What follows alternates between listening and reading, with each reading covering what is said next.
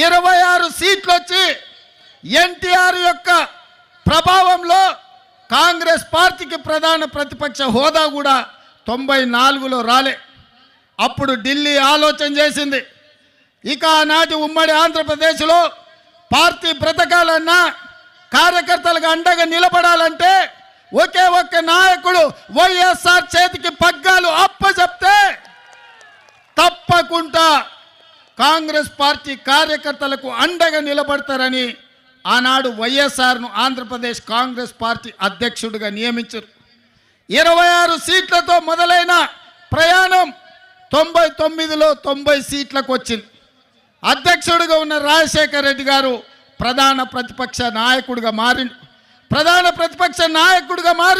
ప్రజల తరఫున ప్రశ్నించే గొంతుకై ఆనాటి ప్రభుత్వాల మీద పోరాటం చేసి ప్రజల తరఫున నిలబడి చేవెళ్ళ నుంచి ఇచ్చాపురం వరకు ఎర్రటెండలో వారు పాదయాత్ర చేసి వారి కాళ్ళకు బొగ్గలై అవి పగిలిన ముక్కవోని దీక్షతో ఎర్రటెండల్లో 105 డిగ్రీల జ్వరం వచ్చిన ప్రజల కోసం పాదయాత్ర చేసిండు.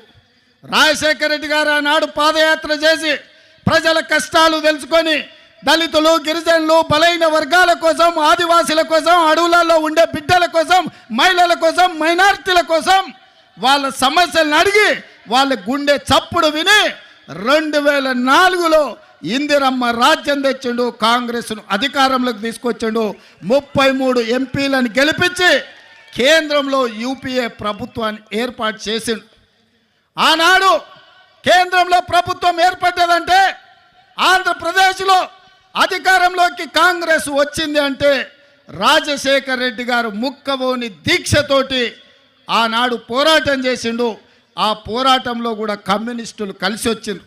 సిపిఐ, సిపిఎం కూడా ఆనాడు డాక్టర్ వైఎస్ఆర్తో కలిసి పేద ప్రజల కోసం ఎర్ర జెండా ఎత్తిండ్రు. ఎర్ర జెండా కూడా ఆనాడు కాంగ్రెస్తో కలిసింది.